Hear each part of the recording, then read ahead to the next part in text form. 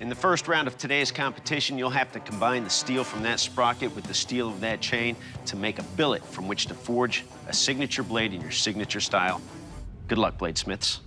Your 3-hour forge time starts now. Here we go. Each of our bladesmiths has a sprocket that is mild steel and a chain that is hardenable steel. Chain's pretty obvious, but the sprocket, I think, is going to be confusing them a little bit. It looks like that would be a nice chunk of hardenable steel, but it's mild. My plan for this challenge, I'm gonna take that sprocket, forge out a billet, and I'm going to take some of these damn chain links and I'm going to forge weld them into the spine. I don't think Liam realizes that sprocket is mild, unhardenable steel, and he's making a complete blade out of it. Oh, yeah. You got that sprocket incorporated?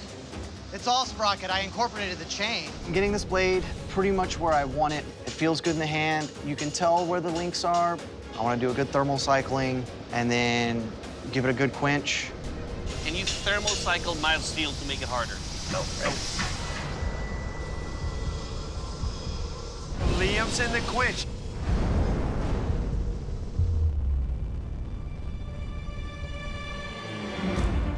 Moment of truth. And the file doesn't skate. It doesn't harden. If the metal's not hard, it'll fold when it hits the ice block. Round 2. How do we get high carbon steel on the edge of Liam's blade, Dave? How? You build a time machine. You travel back 3 hours. Liam with a second quench. Still biting? Still biting a little bit. Mine is too. What's your edge steel? The sprocket, I just forge welded in the links. Chain's normally mild steel. No, it's smart. I ground every tooth off my sprocket. I'm not too convinced that it's hardenable steel. Well, that's what this all is then. Good luck. Now I'm second guessing my steel selection using the sprocket for my edge. I run over to the acid tank, give my blade a quick dip, and that's when I notice it. Liam forged an entire blade that is mild steel. Is that gonna cut? Nah, it'd make a good butter knife. I just wasted 3 hours making a really cool looking knife that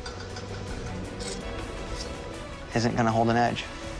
I could be going home. But you know what? I've had bigger hurdles and bigger struggles in my life. I've battled depression, I've battled PTSD. I've buried more friends to suicide than I have to combat. At this point in time, I've got what I've got. I just need to move forward. We'll have to do. My biggest concern going into judging, it's my steel. I potentially made a catastrophic mistake by using the wrong metal to make a blade. Bladesmiths, the first round of competition is over, and now it's time for the judges to take a closer look at your work. Ethan, you're up first. Please present your blade to the judges. Well, Ethan, I really like the shape. I like you gave us a lean piece. You got a pretty good curve in the blade there that need to be addressed. Liam, you're next. First up, Liam, I love this design. It's almost like a kukri.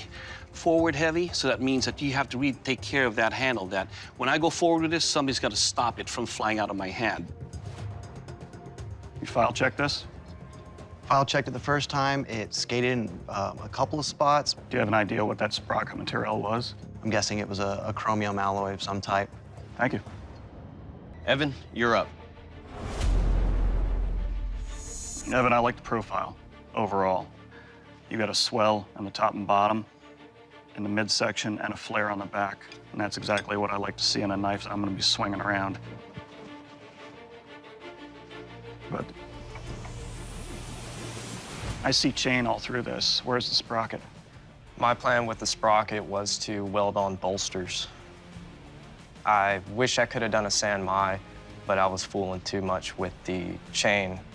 So just to be clear, there's only one type of metal in this blade. Yes, sir. Okay, thank you.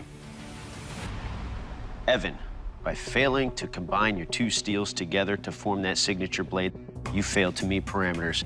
And for that reason, I have to ask you to leave the forge.